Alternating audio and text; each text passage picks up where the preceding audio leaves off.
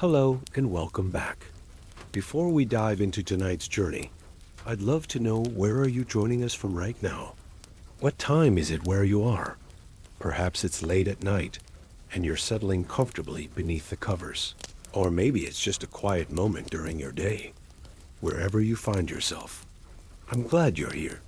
If you haven't yet, consider subscribing so each night you can drift away peacefully to slow, gentle stories, perfect for guiding you softly into restful sleep. Take a moment now and breathe. In deeply, then let it out slowly. Allow your body to relax, releasing any lingering tension from your day. Imagine the stresses and worries slowly fading away, leaving you calm and comfortable, ready for tonight's historical journey. Now, let's softly step back into history, to a time when surviving meant more than just living another day. Meant carrying the heavy memories of loss, disease, and hardship. Tonight, we'll explore what life truly felt like as a medieval plague survivor, an existence marked by resilience, sorrow, and constant struggle. It was the mid-14th century, and the world had changed forever. The Black Death, the greatest pandemic in history, had swept mercilessly through Europe, Asia, and North Africa, leaving behind empty villages, abandoned homes, and a collective grief that hung heavily in the air. For those who lived through it, the nightmare didn't end when the plague subsided. Surviving brought with it a unique kind of burden, a lingering shadow that colored every aspect of daily existence. Imagine waking in a medieval village just after the plague had passed. Your village, once lively and bustling with familiar faces, is now a shell of what it once was. Entire families have vanished. Homes stand empty, fields lie untended, and livestock roam aimlessly. Every morning, stepping out into your street, you're met by the haunting silence of deserted houses, overgrown paths, and an emptiness that whispers of loss at every turn. You're one of the lucky ones fortunate enough to have survived the raging fever, chills, and relentless suffering of the plague. But your fortune feels bittersweet, even cruel. Everyone you knew had been touched by death, friends, family, neighbors. The disease had spared you, but it had also left you alone, stranded in a landscape of sorrow. Survival meant facing the stark realities of rebuilding your life amid devastation. Your home feels foreign, too large now that family members have perished. Rooms where laughter once echoed now sit empty and cold. The simple act of eating breakfast feels unbearably silent, without the familiar hum of conversation around you. The bread you eat tastes different, bitter even, flavored by grief rather than joy. Beyond emotional pain, practical struggles consumed your days. With so many people gone, entire communities faced shortages of food and supplies. Fields lay unharvested, crops spoiled in storage, livestock wandered untended. Without enough people to manage farms, the delicate balance that kept villages fed collapsed quickly. Every meal became uncertain, every loaf of bread precious, every harvest season a gamble. As a survivor, your daily routine became grueling. Tasks once shared among many now fell entirely upon you and the few others left. From dawn until dusk, your body endured unending labor, planting seeds, harvesting crops, hauling water, and caring for livestock. Even simple chores felt exhausting, as grief and fatigue drained your strength. The labor was relentless, a desperate attempt to restore some semblance of normalcy to a world forever changed. Out in towns and cities, the devastation was equally profound. Streets once teeming with merchants, artisans, and traders had become ghostly quiet. Markets, once vibrant places filled with exotic goods, lively bargaining, and laughter, had fallen eerily silent. Shops stood boarded up, their owners long gone. Taverns and inns, previously hubs of social life, were deserted, leaving behind only echoes of past merriment. If you lived in a city, surviving meant navigating abandoned streets filled with memories. You passed houses marked ominously with crosses, or painted symbols, warnings left behind to indicate plague victims. The fear lingered. Would the disease return? Could it claim you still, in some cruel twist of fate? Suspicion shadowed every encounter, and trust, once easily extended to neighbors and friends, became guarded and uncertain. The economic consequences of the plague were severe. With the workforce decimated, trades and crafts collapsed.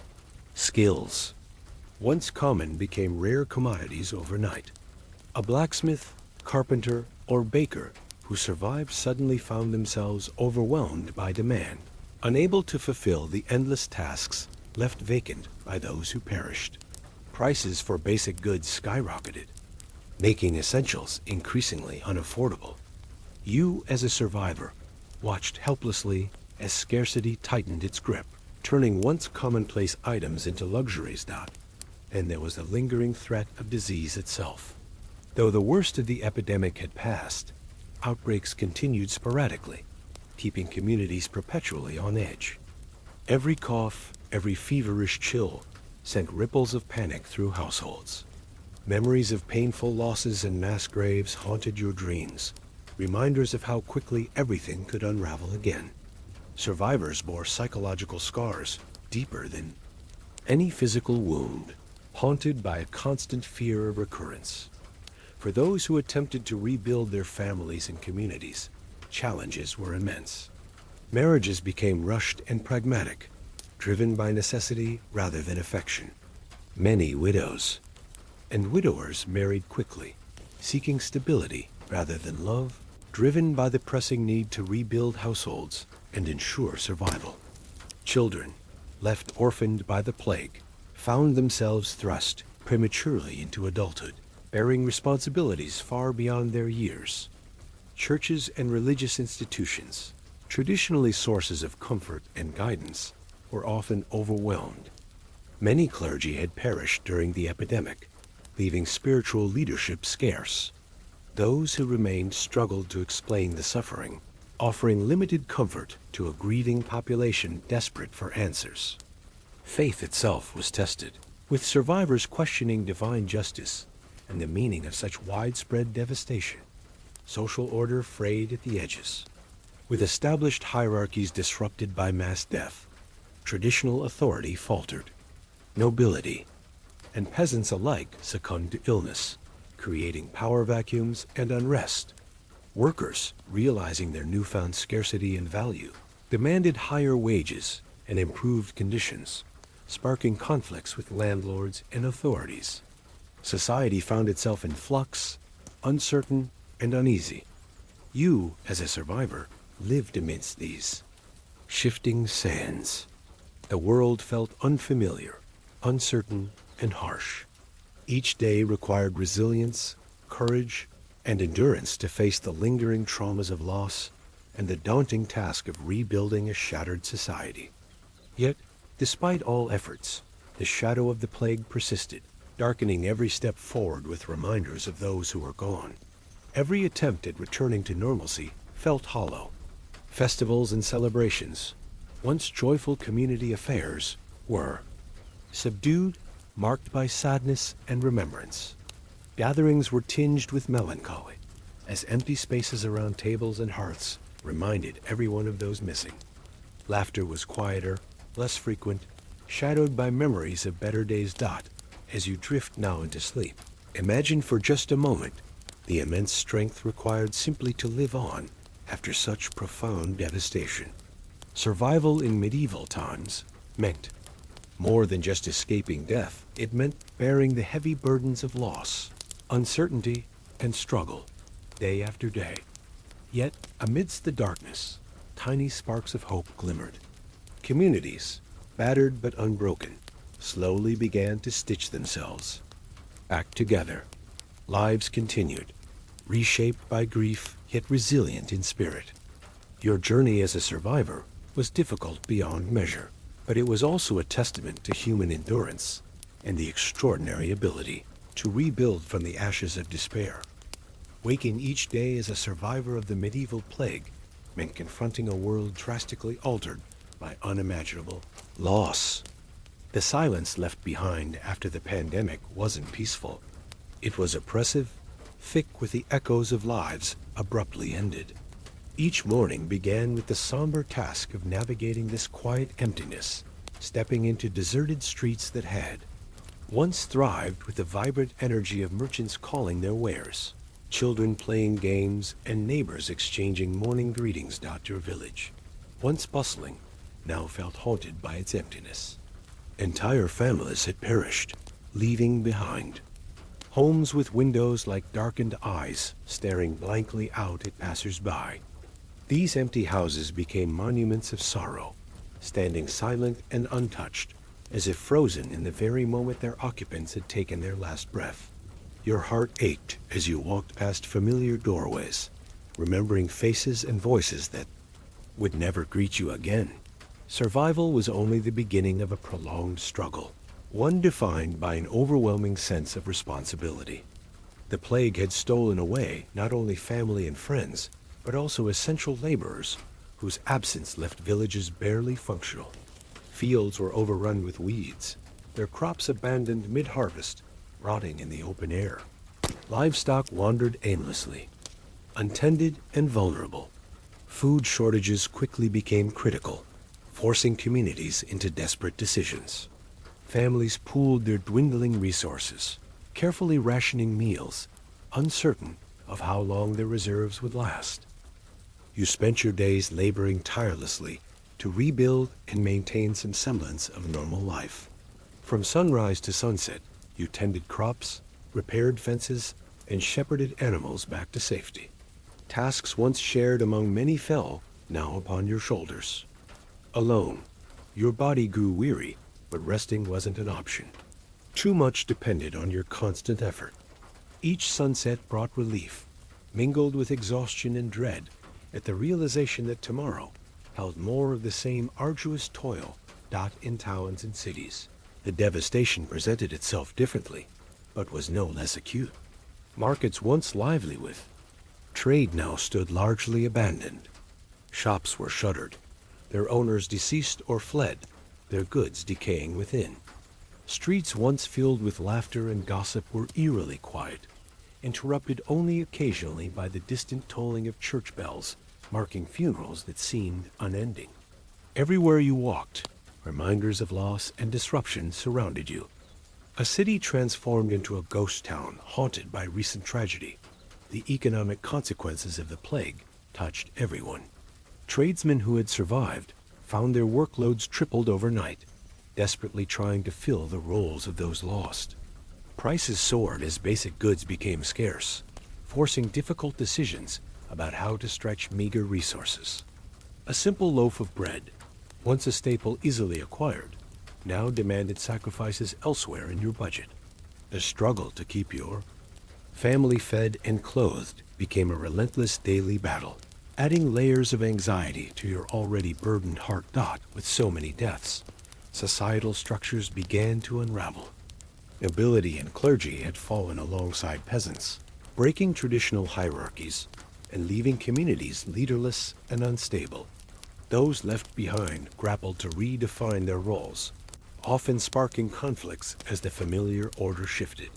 Workers, realizing their newfound scarcity and value, demanded higher wages and better conditions, but authorities resisted fiercely.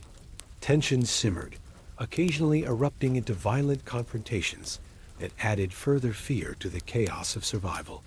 Survivors, the shadow of recurring illness never truly lifted. Although the initial devastating wave of the plague had passed, sporadic outbreaks continued to haunt villages and towns. Every cough, fever, or chill sparked immediate dread, reigniting memories of suffering and loss. Families lived with perpetual anxiety, wary of contact, suspicious of outsiders, constantly vigilant for signs of illness. Trust, once freely given to neighbors and friends, had become a luxury few could afford. Emotionally, survivors bore deep psychological wounds. The overwhelming scale of loss left scars not visible, but profound nonetheless. Grief permeated daily life, transforming joyous moments into bittersweet echoes of what was lost. Weddings, births, and celebrations became muted affairs, shadowed by empty seats and missing faces. Even simple pleasures, a shared meal, a festive gathering, were tinged with sadness, constant reminders of those who should have been present. Children suffered especially, often orphaned or left with fractured families. Many were forced prematurely into adult responsibilities, caring for younger siblings or managing households despite their youth. Childhood games and laughter became rare, replaced by solemn tasks and the sobering realities of survival. Their lives were forever marked by experiences too heavy for their young shoulders, shaping their worldview with an early understanding of life's harshness. Religion, typically a source of solace and explanation, struggled to provide adequate comfort during such widespread devastation. With many priests and monks themselves victims of the plague, religious guidance was scarce and often ineffective. People questioned divine justice and the meaning behind such suffering. Faith, usually steadfast, was tested severely. Some became more devout, clinging tightly to prayer and ritual. Others turned away in anger and confusion, searching elsewhere for answers. As months passed, attempts to rebuild communities moved slowly. Marriages hastily arranged after the plague were often practical unions born of necessity rather than affection. New families formed, bearing the heavy weight of grief from previous losses. Children born post-plague grew up hearing stories of loved ones they'd never meet, their lives forever influenced by the shadows of an epidemic they hadn't directly witnessed. The process of rebuilding wasn't only physical, but deeply emotional. Entire communities grappled collectively with grief, forming bonds rooted in shared trauma. Relationships between neighbors strengthened out of necessity, mutual support becoming vital for emotional and practical survival. Yet even these strengthened bonds carried a sense of fragility, born of collective vulnerability. The environment itself had changed noticeably. Fields and forests once meticulously tended now ran wild, nature reclaiming abandoned spaces. Wildlife ventured boldly into towns and villages, no longer deterred by human activity. The familiar landscapes of your childhood felt strange and altered, mirroring the profound internal shifts within survivors. Survivors faced not just the pain of loss, but also societal stigma. Some regarded plague survivors with suspicion, fearful. They carried lingering illness. Social gatherings became cautious, interactions awkward, as survivors navigated a world wary of their very presence. Isolation, both imposed and self-chosen, became common, adding yet another layer of hardship. For those who survived, even their dreams were haunted. Sleep brought little peace, often disrupted by nightmares, replaying the horrors they'd witnessed. Rest became elusive, adding fatigue to the emotional exhaustion survivors already bore. Each morning arrived with relief, tempered by the dread of another day, battling both external hardships and internal traumas. Despite all, the human spirit persisted, a faint but resilient spark guiding survivors forward. Slowly, towns and villages began rebuilding. Fields were resown, houses repaired, families cautiously expanded. Communities, battered and bruised, gradually stitched themselves together once more. Festivals and celebrations, though subdued, cautiously resumed, symbols of tentative healing and hope. Yet for survivors, life was forever marked by before and after the plague. No joy was untouched by past sorrow, no celebration completely free of grief. The act of surviving had transformed them profoundly, reshaping their perspective on life, community, and resilience. As you rest now, gently drifting toward sleep, imagine the extraordinary strength required simply to carry on after such profound devastation. Your journey as a medieval plague survivor was an ongoing testament to human resilience and courage, a quiet yet powerful story of endurance against overwhelming odds. Life after the plague wasn't a simple return to normality. Instead, it was a continuous struggle, a daily fight against the echoes of past traumas, woven into every aspect of existence. As dawn broke each morning, you awoke not only to the physical hardships awaiting you, but also to the lingering emotional weight carried from yesterday's losses. Each sunrise reminded you that survival was not merely escaping death, but enduring its aftermath, an unending series of challenges stretching into the foreseeable future. Your village, though slowly beginning to rebuild, still bore the unmistakable scars of the plague. Houses remained empty, their doors creaking mournfully in the wind, abandoned by families who no longer existed. The once vibrant center of communal life now lay mostly silent, punctuated only occasionally by the quiet steps of the remaining villagers, moving carefully through empty streets. Fields around the village, previously neatly tended, now showed signs of neglect, weeds reclaiming fertile ground as a constant reminder of lost days were filled with relentless labor. As a survivor, you had no choice but to shoulder tasks formerly. Divided among several people, fields needed planting, crops harvesting, livestock tending, all crucial for survival. Your hands quickly became calloused, your body perpetually tired, muscles aching from constant exertion. Simple tasks like fetching water or preparing meals felt overwhelming, now burdened by emotional exhaustion as much as physical fatigue. Communal support, traditionally strong in medieval society, was severely weakened. Your neighbors, those few who survived, also struggled beneath heavy burdens. Everyone faced their personal grief and practical challenges, limiting their ability to help others. Relationships, while deeply valuable, also carried the risk of renewed heartbreak.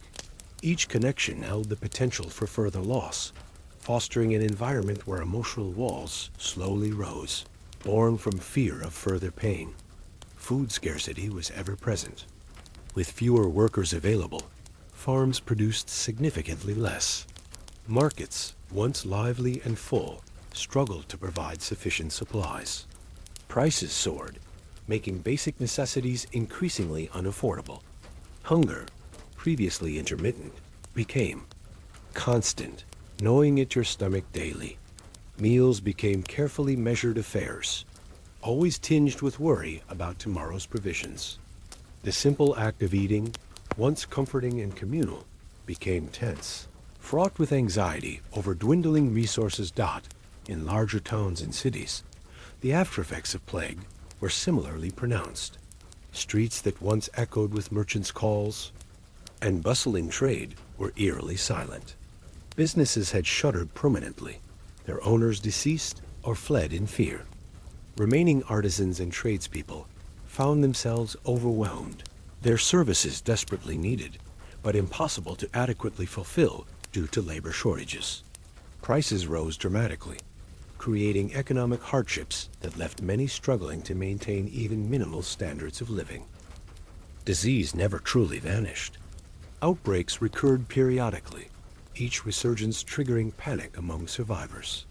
The appearance of any illness, no matter how mild, sparked terror, immediately reviving memories of widespread suffering. Every fever, every cough, every unexplained symptom became a potential harbinger of doom, causing fear to ripple rapidly through communities. Vigilance became constant, neighbors observing one another cautiously, wary of physical contact and social gatherings, reluctant to risk rekindling the horrors they'd barely survived. Emotional wounds ran deep, invisible but ever present. Grief was universal, a heavy burden quietly carried by every survivor. Weddings, births, and other life milestones became muted events, marked more by those absent than those present. Celebrations, traditionally joyful and carefree, were overshadowed by the specter of loss. The emptiness felt keenly around tables that should have been filled with familiar faces. Laughter and joy, once abundant, became precious rarities treasured. Yet bittersweet children experienced unique struggles. Many lost parents or siblings, leaving them orphaned or thrust prematurely into adulthood. Young lives became burdened with heavy responsibilities, from household chores to caring for younger family members. Innocent play and carefree moments grew rare, replaced by somber tasks necessary for survival. Their childhood was shaped indelibly by tragedy, maturity forced prematurely upon them by circumstances beyond their control. Spiritual life, normally a source of comfort, underwent severe challenges. A plague had claimed many clergy, leaving religious communities weakened and unable to adequately support survivors. People grappled with profound spiritual questions, their faith tested by overwhelming suffering. Some survivors clung tighter to religion, desperately seeking solace and explanation. Others turned away, disillusioned and bitter, feeling abandoned by divine forces that seemed silent. Amidst such devastation, societal norms and structures were deeply disrupted. Traditional hierarchies crumbled, authorities struggling to maintain. Order in communities severely reduced by death. Workers, newly aware of their scarcity and value, demanded improved conditions and higher wages. Tensions rose between laborers and landlords, often erupting into conflict or violent confrontations. The familiar social fabric was frayed, leaving survivors uncertain of their place in a rapidly changing world. The aftermath of the plague also sparked widespread suspicion and mistrust. Survivors were often viewed cautiously, feared as potential carriers of lingering illness. Communities once welcoming became wary, social interactions strained by an underlying tension. Isolation, both imposed by others and self-inflicted, became common, deepening feelings of loneliness and alienation. Sleep, meant to provide rest and respite, was frequently disturbed. Dreams were haunted by memories of illness and loss, vivid. Nightmares replaying the trauma endured. Rest became elusive, fatigue accumulating night after night. The simple act of closing your eyes could plunge you back into horrors you tried desperately to leave behind, making mornings more burdensome. And evenings dreaded dot, yet despite immense hardship, small glimmers of resilience emerged. Villagers, slowly and hesitantly, began to rebuild communities, driven by an innate human desire for connection and continuity. Fields were gradually restored, houses repaired, and families tentatively reformed. Though celebrations remained subdued, the act of gathering together, again however quietly, symbolized cautious hope and determination to move forward. Despite the pain, the environment itself mirrored the devastation. Abandoned farmland and forests quickly reclaimed by nature signaled a world fundamentally changed. Wildlife ventured into once populated areas, unafraid of diminished human activity. Familiar landscapes transformed, reflecting internal transformations. Within survivors, who now saw their surroundings through eyes forever altered by grief and loss. The rebuilding process was slow, marked by constant setbacks and struggles. Community efforts, while commendable, were hindered by practical limitations. Lack of skilled labor, inadequate supplies, and deep emotional wounds. Progress was incremental, demanding patience and perseverance from every survivor. Yet, step by step, life moved forward, reshaped by tragedy, but still undeniably resilient. As you rest gently now, drifting softly towards sleep, reflect briefly on the extraordinary strength required to live through such profound adversity. Each survivor's story, though deeply personal, shared a common thread of courage and perseverance. Life after the plague wasn't merely about survival.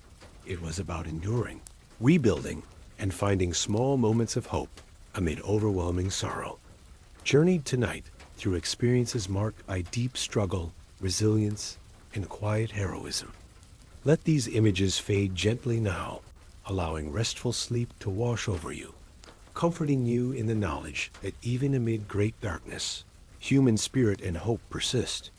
The years following the plague were not simply defined by survival, but by an unending series of trials that tested every ounce of strength, resilience, and perseverance within you.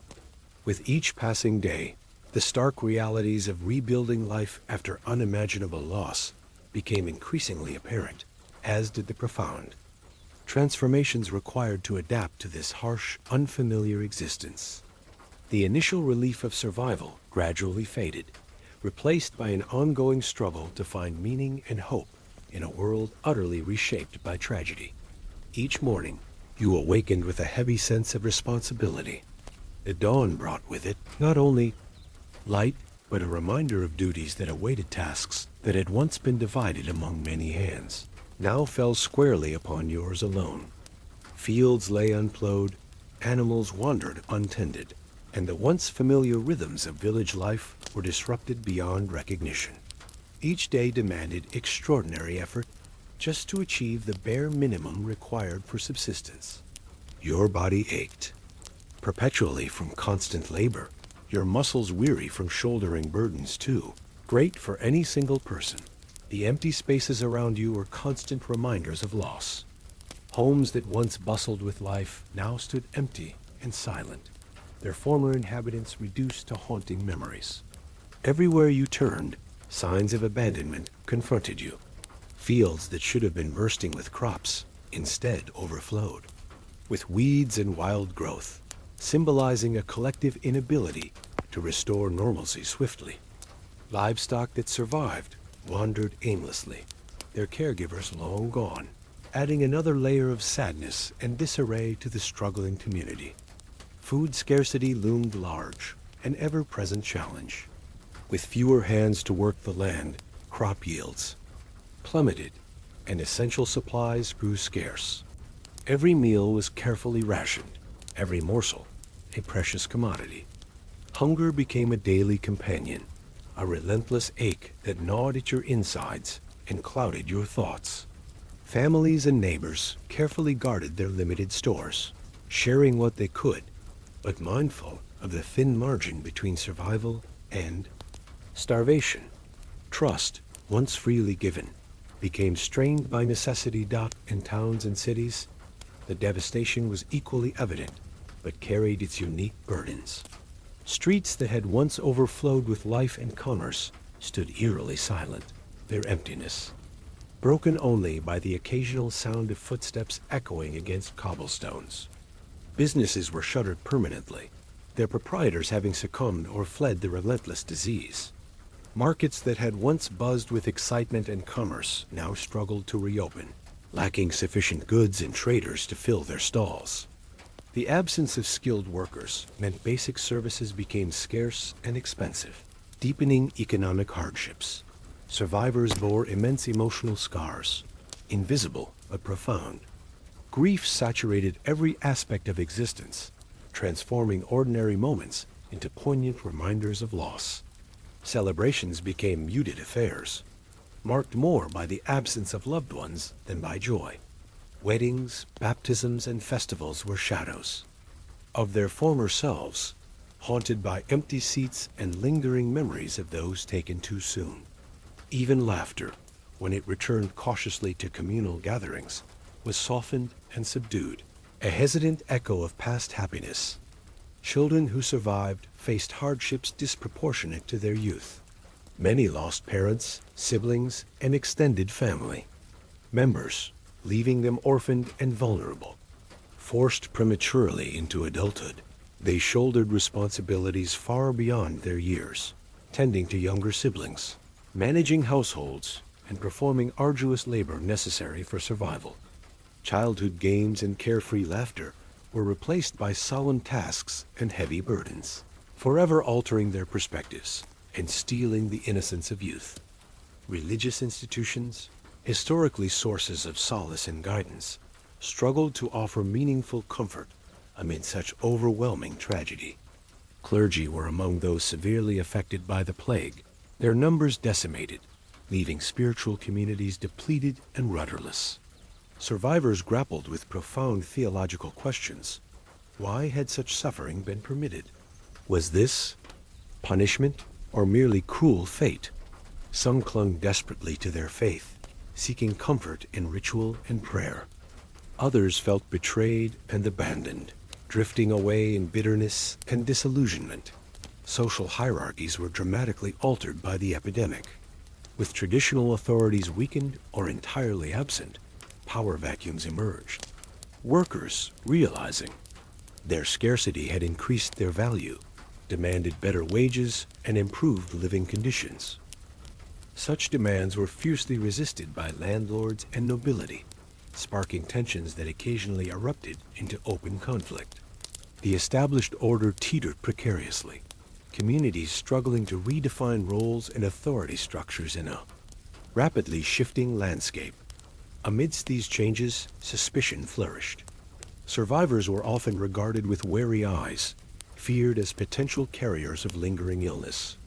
Interactions became cautious and strained, communal bonds weakened by mistrust. And anxiety, isolation, either imposed or chosen out of fear, became common, exacerbating feelings of loneliness and alienation among survivors. The act of rebuilding community required overcoming not just practical challenges, but emotional and psychological barriers as well. The physical environment mirrored the profound societal shifts. Abandoned farms and homesteads were quickly reclaimed by nature, fields overrun with wild growth, forests encroaching upon once tamed lands. Wildlife, emboldened by diminished human activity, ventured boldly into villages, altering the familiar landscapes and heightening feelings of displacement and strangeness among survivors. Recurring outbreaks of plague perpetuated an atmosphere of perpetual anxiety. Every symptom of illness became a source of panic, every fever or cough triggering fear of another devastating wave. Communities remained vigilant, wary of strangers and cautious of contact, constantly aware that safety was fragile and easily disrupted. Memories of suffering lingered vividly, shaping behaviors and interactions long after the immediate threat subsided. Economic recovery proved slow and challenging. The drastic reduction in the workforce disrupted industries and crafts, leading to shortages of basic goods and services. Artisans struggled to fulfill demand, hindered by limited supplies and scarce apprentices to replace those lost. Prices soared, rendering everyday necessities increasingly difficult to obtain. Families found themselves making difficult choices, prioritizing survival essentials and sacrificing comforts once considered ordinary. Despite overwhelming challenges, small signs of resilience gradually emerged. Villagers slowly began to reclaim and cultivate their fields, though progress was incremental. Houses were repaired and rebuilt, even as emotional wounds lingered beneath these physical improvements.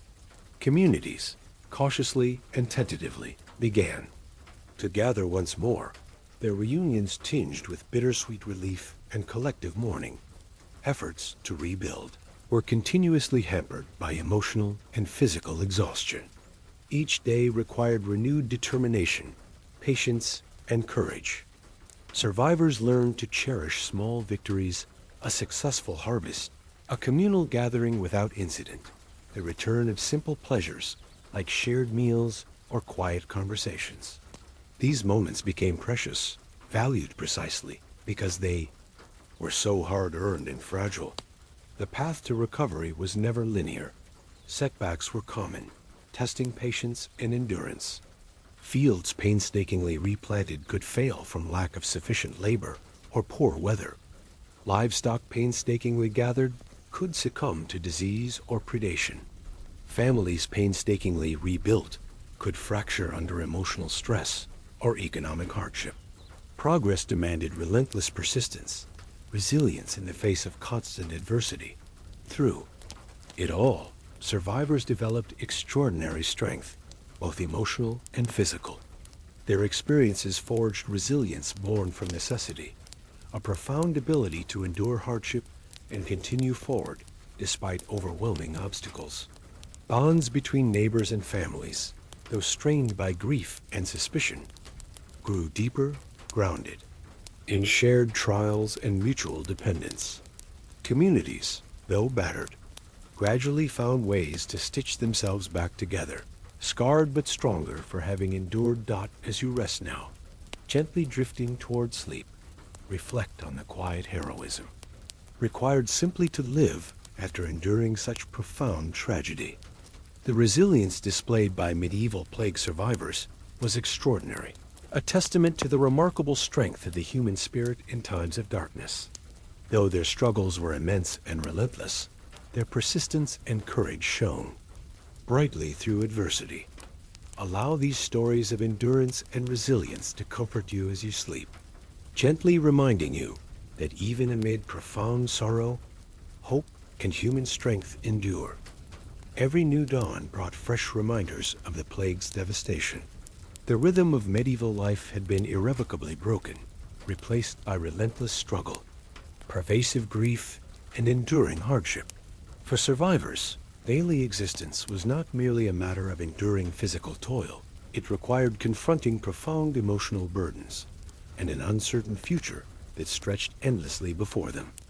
Your village, once thriving, remained a ghostly echo of its former self. Empty homes stood as silent sentinels of loss, their doors ajar as if waiting for occupants who would never return. Streets once alive with chatter, laughter, and the bustle of community were now eerily quiet, filled only occasionally by the muted footsteps of villagers cautiously navigating their newfound isolation. Fields once neatly cultivated lay fallow, overgrown by weeds, their fertile soil unturned, silently lamenting the absence of hands that had tended them so lovingly. Relentless demands of rebuilding consumed every waking hour. Tasks formerly shared among many fell solely upon your weary shoulders. Each day began before sunrise, your muscles aching from endless days of labor planting seeds, harvesting crops, and repairing fences and roofs left neglected by departed neighbors. The workload was overwhelming, a constant reminder that survival now depended entirely upon your ability to push through fatigue, grief, and despair. Food shortages persisted, the specter of famine looming constantly on the horizon. Harvest yields had diminished dramatically due to insufficient labor. Storage bins, previously filled with grain and preserved goods, dwindled dangerously low. Meals were carefully rationed, each bite measured out with fearful precision. Hunger became a daily reality, a relentless companion that never fully retreated. Families pooled resources, sharing meals out of mutual necessity and compassion, but underlying each shared morsel was an awareness of scarcity, insecurity, and fear. In towns and cities, the plague had decimated populations even more drastically, leaving behind vast areas of abandonment. Markets once teeming with merchants selling spices, fabrics, fresh produce, and livestock stood mostly empty, stalls vacant, their vibrant energy replaced by solemn silence. Shops were shuttered, workshops vacant, and streets eerily quiet. Skilled artisans and traders who survived found themselves overwhelmed, struggling to meet demands for goods and services once easily provided by an abundant workforce. Economic hardship was relentless. Prices soared to levels previously unimaginable, transforming basic commodities like bread, cloth, and shoes into luxuries few could afford. Trade routes, disrupted by widespread death and fear, limited supplies further, exacerbating shortages. Financial strain added yet another layer of anxiety to daily life, forcing painful choices about priorities and sacrifices. Simple items such as candles, salt, and soap became treasured commodities, carefully preserved and sparingly used. The emotional toll was profound and unending.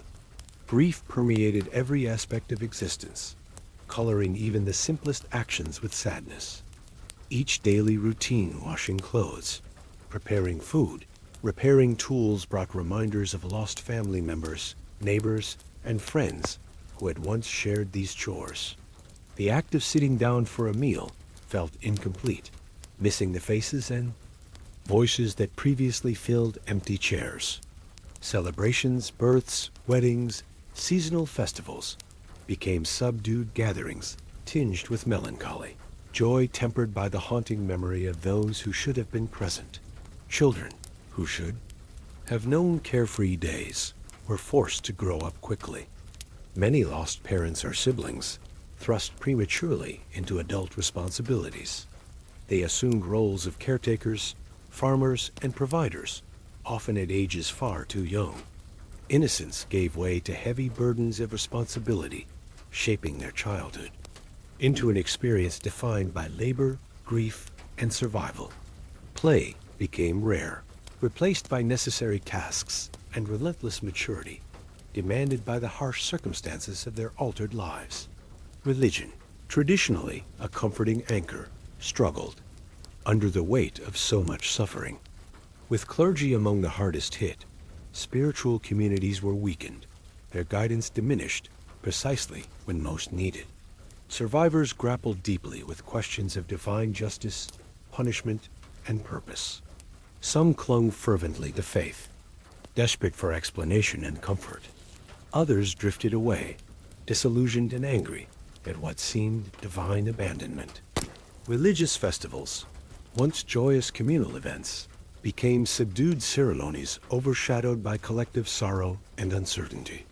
Social structures, significantly weakened by mass death, faced upheaval and transformation, with nobility and landowners succumbing to plague alongside peasants. Long-established hierarchies became unstable. Workers, newly aware of their diminished numbers and increased value, demanded higher wages and improved conditions, sparking resistance and occasional violence from authorities desperate to maintain old privileges. Communities navigated uncertainly through these shifting dynamics, struggling to re-establish stability amidst profound societal change. Suspicion thrived amid ongoing outbreaks of illness. Survivors were viewed cautiously, feared as potential carriers of contagion. Interactions became tentative, wary, and mistrustful. Isolation, both imposed and self-selected, grew common, deepening feelings of loneliness and emotional strain. Even close neighbors became distant acquaintances, cautiously avoiding contact, conversations marked by hesitation and unease. The physical environment echoed societal disruptions. Abandoned farms were swiftly reclaimed by nature, their fields overtaken by weeds and wildflowers, forests encroaching boldly on previously cultivated lands. Wildlife grew bolder, venturing unafraid into villages and towns now quieted by reduced human activity. Familiar landscapes changed dramatically, becoming symbols of loss and transformation that mirrored survivors' internal struggles. Sleep became elusive, haunted by persistent nightmares.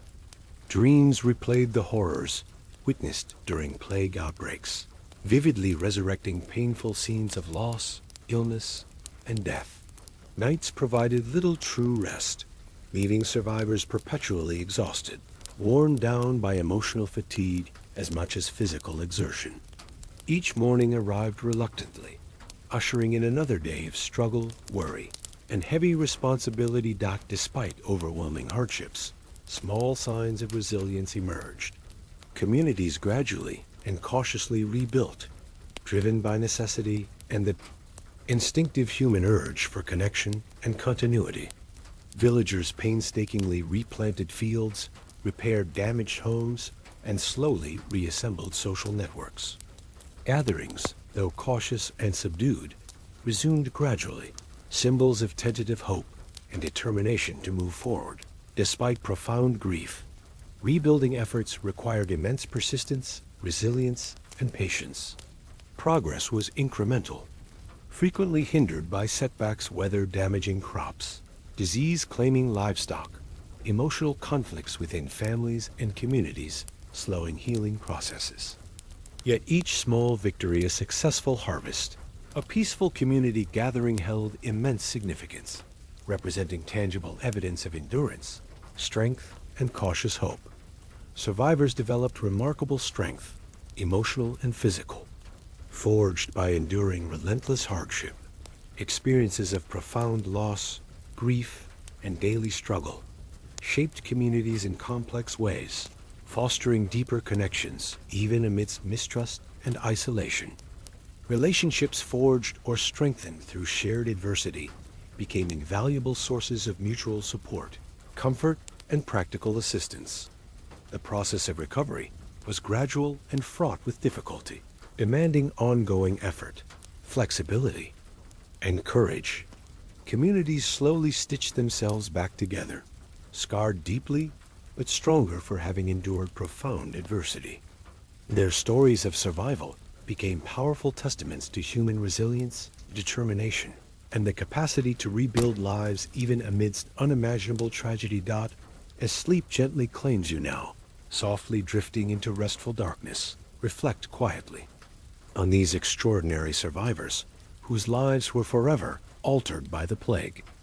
Their struggles, relentless and profound, speak powerfully of resilience, courage, and the enduring strength of the human spirit in the face of overwhelming hardship. Let this gentle narrative carry you into peaceful sleep, comforted by awareness that even amidst deepest sorrow and suffering, hope and strength persist quietly yet undeniably, guiding humanity steadily forward, step by careful step, into eventual healing and renewal. The world you woke up to each day was unrecognizable, reshaped by forces beyond human comprehension.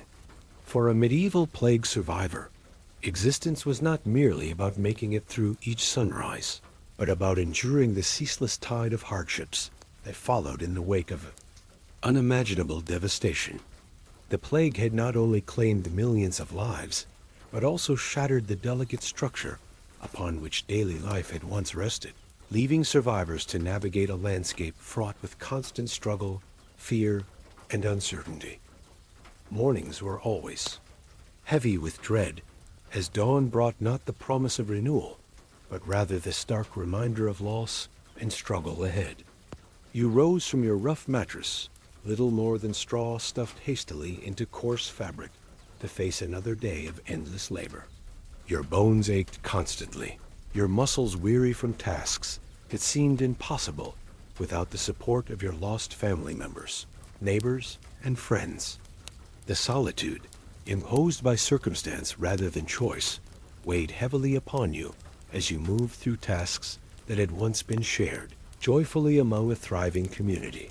Your first chore was often the hardest emotionally, stepping outside your humble home to confront the village, which had become a ghostly shadow of its former vibrant self. Homes once filled with laughter and conversation now stood silent and empty, windows and doors gaping like mournful eyes, their interiors darkened by abandonment. Streets once bustling with merchants, children playing, and neighbors exchanging news were quiet and deserted, filled only occasionally by echoes of footsteps, yours or the rare passerby cautiously going about their own difficult day. Fields, once meticulously cultivated, lay fallow, their rich soil reclaimed swiftly by weeds and wildflowers, symbols of a world transformed irreparably. Livestock, essential to survival, roamed untended, their caregivers having succumbed to illness, leaving the animals confused and vulnerable. Each day required immense effort just to restore basic order-herding animals back to safety, repairing fences and reclaiming fields from nature's eager grasp. Progress was painstakingly slow, hindered by constant setbacks and the profound fatigue that accompanied relentless physical labor. Food shortages posed an ever-present threat. With fewer hands available, harvest yields dropped dramatically, causing a scarcity of basic staples.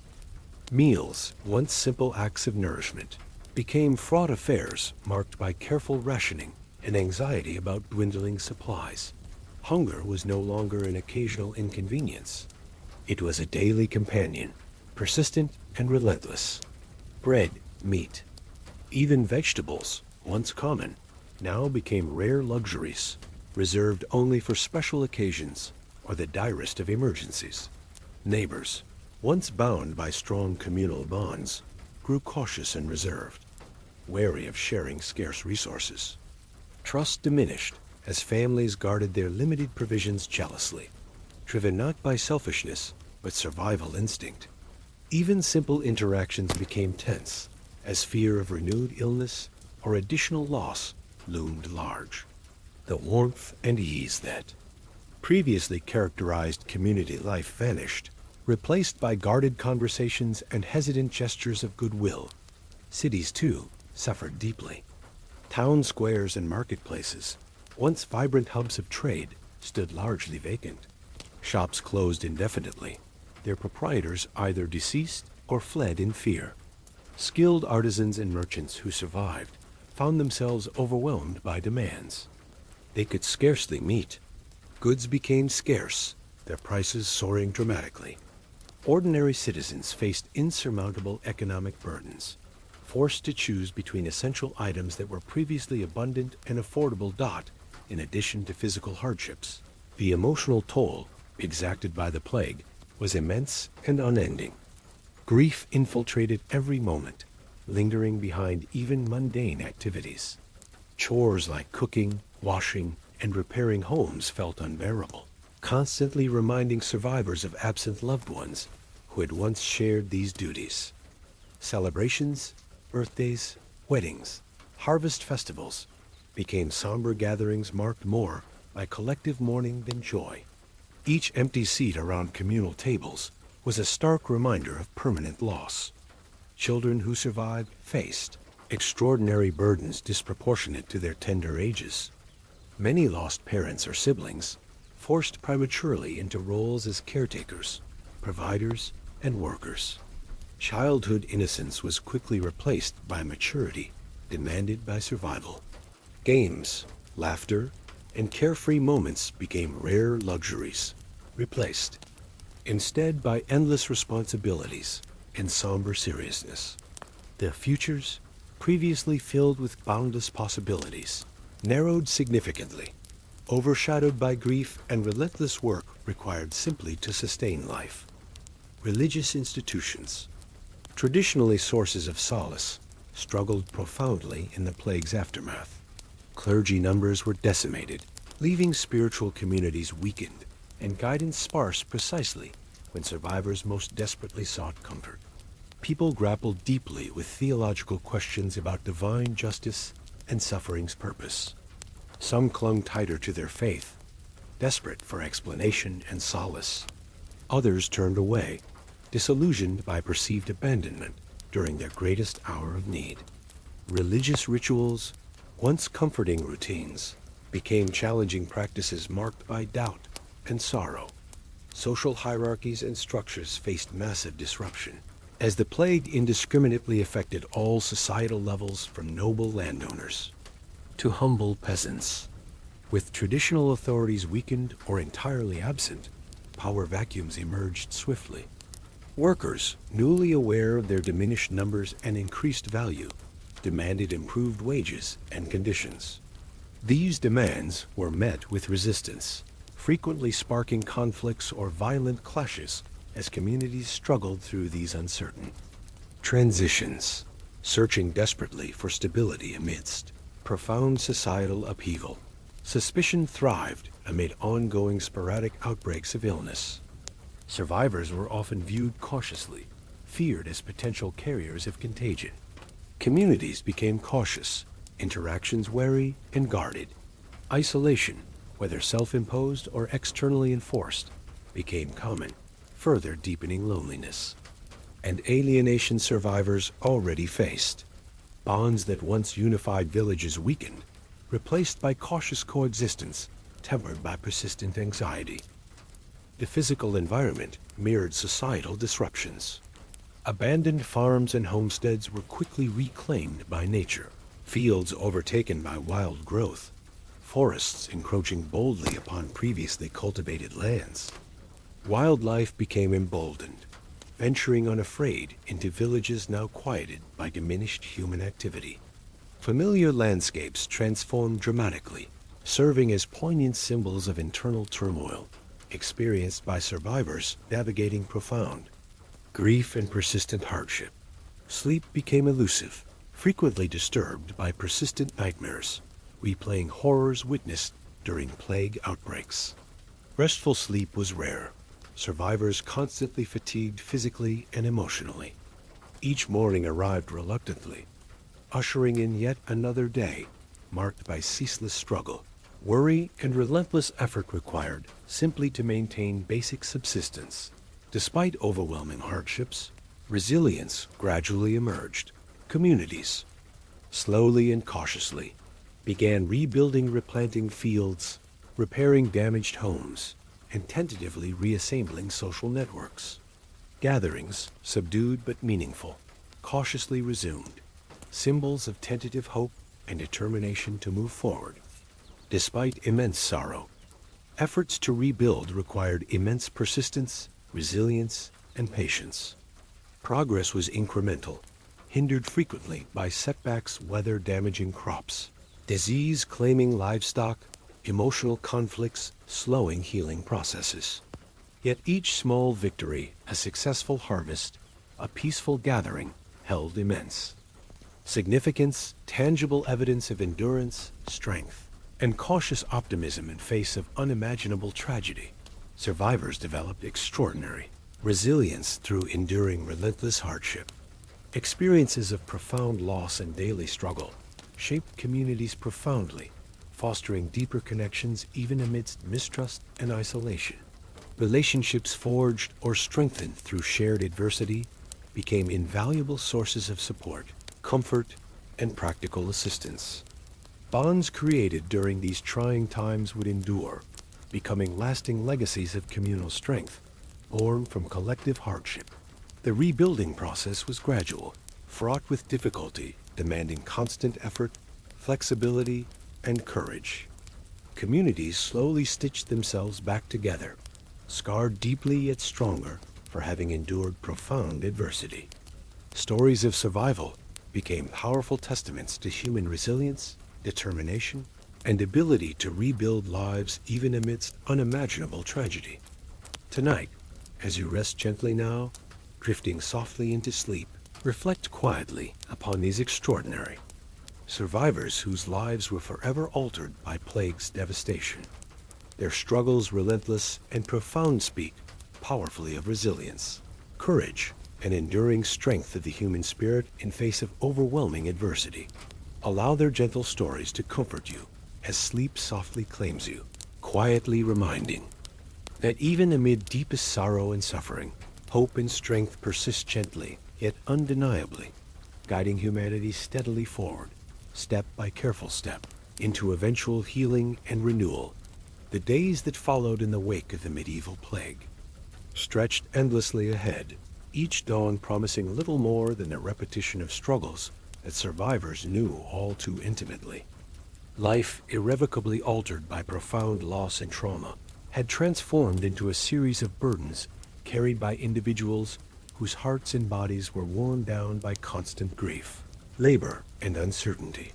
The passage of time offered scant comfort, as memories of the plague remained vivid, shaping every moment of survivors' existence in ways impossible to fully comprehend for those untouched by such devastation. Each sunrise, though beautiful and serene to the eye, felt oppressive to the spirit. You rose each morning, your body aching from relentless physical labor, muscles strained from countless hours spent tending fields, repairing homes, and performing chores once divided among an entire village.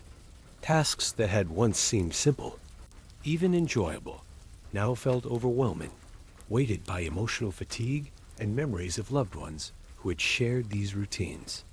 Your hands, calloused and scarred from endless work, bore silent testimony to the immense effort required simply to maintain basic survival. The streets of your village, once vibrant centers of community life, now stood largely deserted, haunted by the echoes of laughter and conversation from times past. Empty homes lined narrow lanes, their doors hanging open, interiors shrouded in shadows of abandonment. Fields surrounding the village lay fallow, weeds overtaking soil once carefully cultivated. Livestock roamed untended, confused and vulnerable. their caretakers gone, leaving survivors to gather them painstakingly each morning, herding animals back to safety in a daily ritual, symbolizing the immense labor required simply to reclaim basic stability. Food shortages were persistent and severe. With fewer hands available, harvest yields declined dramatically, leading to scarcity of essential staples. Meals became fraught affairs, carefully rationed with anxious precision, each bite taken cautiously, knowing tomorrow's provisions remained uncertain. Hunger became a constant presence, a relentless ache gnawing steadily at survivors' insides, overshadowing all other concerns. Bread, meat, even simple vegetables, once readily available, now constituted rare luxuries, carefully reserved for critical times or solemn celebrations, their consumption accompanied by sobering awareness of ongoing scarcity. Trust among neighbors weakened significantly amid relentless hardship. Families guarded limited supplies jealously, interactions growing wary and hesitant. Friendships, once marked by open generosity, became cautious relationships, tempered by awareness that every gesture of kindness now represented genuine sacrifice. Community bonds, historically strong, frayed under immense pressure, replaced gradually by suspicion and anxiety about the intentions of those who had once been trusted implicitly. In towns and cities, the plague's devastation manifested differently, but equally dramatically. Streets once filled with bustling markets, vibrant trade, and animated conversation, now echoed with unsettling silence. Businesses were shuttered, workshops vacant, merchants gone, either deceased or fled to safer havens. Remaining artisans and tradespeople faced overwhelming demand for their scarce services, struggling to provide essential goods without adequate supplies or apprentices to replace lost labor. Economic burdens deepened dramatically, turning basic commodities like clothing, shoes, and household tools into expensive luxuries beyond ordinary citizens' reach. The emotional toll exacted by the plague extended far beyond physical hardships. Grief became universal, permeating every moment of survivors' lives. Daily routines were steeped in sorrow. Chores such as cooking, cleaning, and maintaining homes transformed into emotional ordeals, reminding survivors continuously of absent loved ones. Celebrations, birthdays, weddings, holidays became solemn events, gatherings subdued, joy muted by collective mourning. Empty chairs around communal tables stood as stark reminders of those who should have been present, deepening sadness accompanying even the simplest occasions. Children who survived faced extraordinary hardships, disproportionate to their young ages. Many were orphaned, thrust prematurely into adult responsibilities. Childhood innocence rapidly replaced by maturity, demanded by survival circumstances. Tasks meant for adults caring for siblings, managing households, working fields, fell heavily upon small shoulders. Playful games and carefree moments vanished entirely, replaced instead by relentless chores and seriousness imposed by daily struggle. Their futures, once filled with boundless possibilities, narrowed significantly, permanently reshaped by grief, responsibility, and labor. Religion, traditionally a comforting refuge, struggled profoundly amidst overwhelming tragedy. Clergy numbers decimated, spiritual communities weakened severely, guidance sparse precisely when survivors desperately sought solace. Profound theological questions arose. Why had such suffering occurred? Was this divine punishment or cruel fate? Some survivors clung desperately to faith, seeking answers through fervent prayers and rituals. Others drifted away, feeling abandoned by higher powers during greatest need. Religious practices, once comforting routines, became challenging endeavors marked by uncertainty and sadness. Societal hierarchies faced significant disruption, plague claiming lives indiscriminately across social strata, from wealthy landowners to humble laborers. Traditional authorities, weakened or entirely absent, power vacuums emerged rapidly. Workers, newly aware of diminished numbers and increased value, demanded improved conditions and higher wages. Authorities resisted fiercely, tensions rising frequently into conflicts or violence. Communities navigated uncertainly through shifting dynamics, attempting desperately to re-establish stability. Amidst societal upheaval, suspicion flourished amid persistent outbreaks of illness. Survivors viewed cautiously, feared potential carriers of contagion. Interactions became wary, guarded, communities isolating individuals exhibiting even mild symptoms. Isolation, both externally imposed and self-chosen, became common, exacerbating loneliness and emotional distress survivors already faced. Bonds that once unified villages weakened, replaced by cautious coexistence, tempered constantly by fear and anxiety about renewed illness. The physical environment mirrored societal disruptions vividly.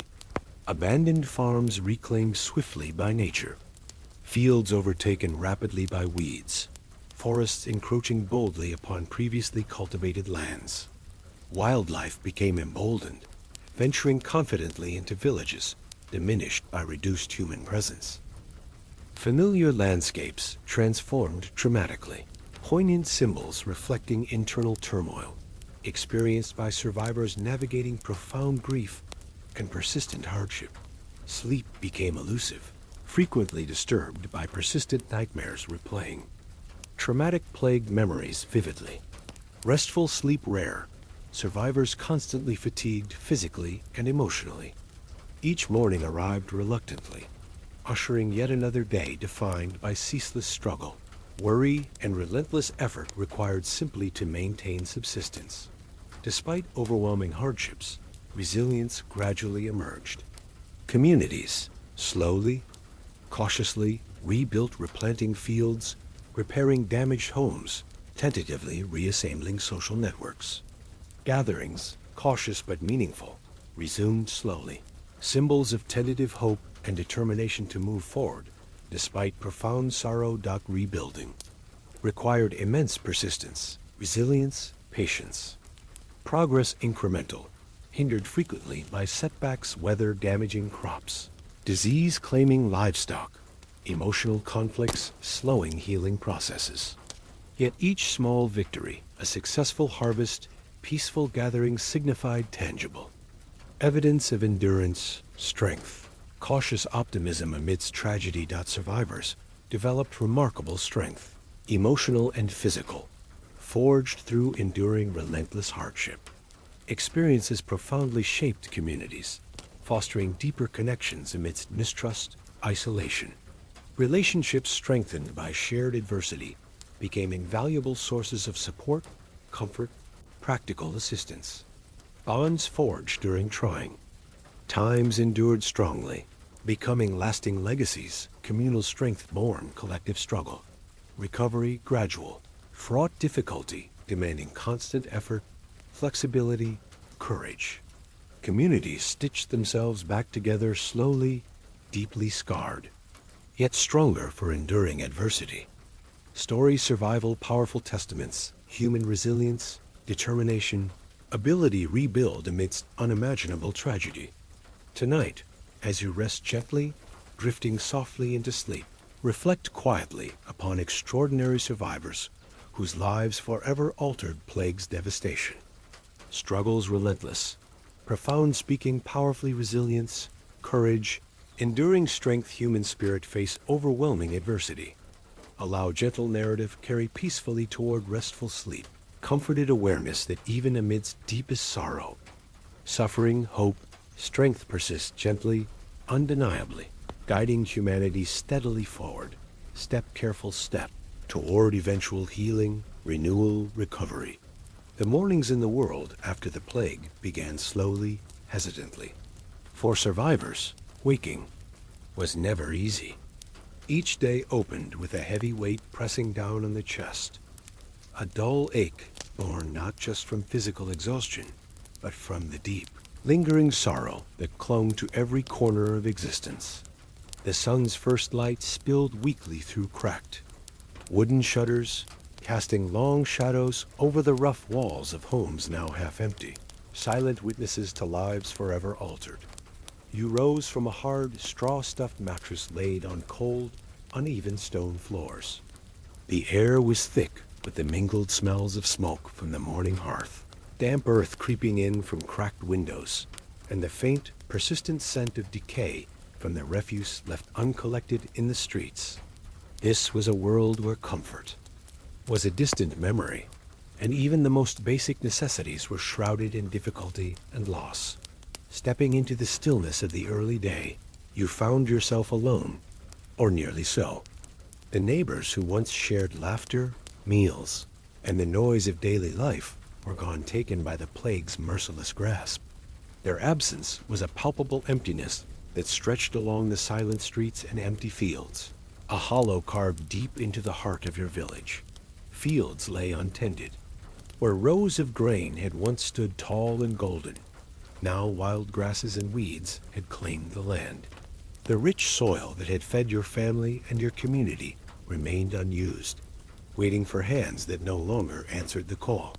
Each day brought the arduous task of coaxing the land back to life, a task made more daunting by the diminished workforce and your own exhaustion. Your hands, once nimble and strong, were now cracked and raw, blistered from laborious toil. Your back ached from bending over furrows long neglected, your feet sore from the uneven paths you traveled endlessly between fields, homes, and the village well. This physical fatigue was compounded by the mental weariness of sorrow, fear, and uncertainty that never truly lifted. Food was scarce. What little you harvested or could barter for was carefully divided among those who remained. Bread, once plentiful and warm from the oven, had become a treasure. Meat was a rarity, a luxury, for those with access to livestock, but even then, animals had perished or wandered off during the chaos of the epidemic. Hunger gnawed steadily at your belly, a relentless companion that dulled your senses and weighed on your spirit. Your neighbors, once a tight-knit community, had grown distant and guarded. Fear had replaced trust. Everyone knew the devastation the plague had wrought, and suspicion lingered that anyone could still carry the invisible poison. Conversations were cautious, smiles rare and fleeting. Social gatherings, once a source of joy and support, had shrunk to wary meetings where silence often spoke louder than words. The village church, usually a place of refuge and comfort, stood battered and half-abandoned. Many clergy had died during the epidemic, leaving spiritual leadership thin and often uncertain. Those who remained struggled to provide guidance or hope, themselves burdened by grief and exhaustion. Prayers for the dead mingled with desperate pleas for protection from a plague that still haunted memories and fears. The laws and customs that once governed village life felt fragile and fractured. With so many lost, property lines blurred and inheritance claims became complicated or impossible.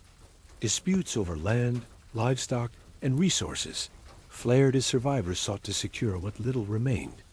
The social order was in flux, a precarious balance held together by necessity more than agreement. Children were especially vulnerable.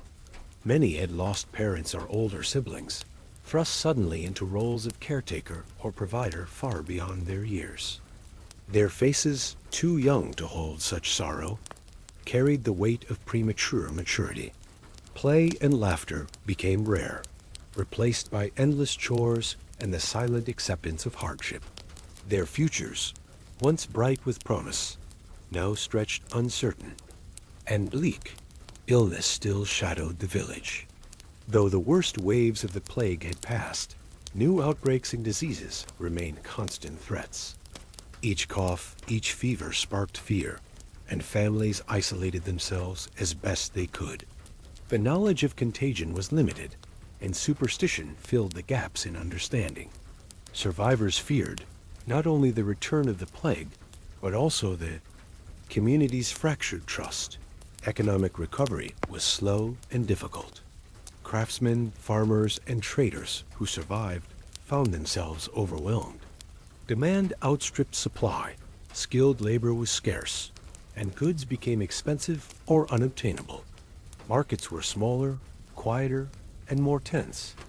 Everyday items became precious commodities, hoarded carefully and bartered with increasing caution. Travel, once a routine part of trade and communication, became perilous. Roads were often unsafe, inns overcrowded or shuttered, and banditry increased amid the chaos. Survivors journeyed reluctantly, burdened by the risk of illness, theft, or worse.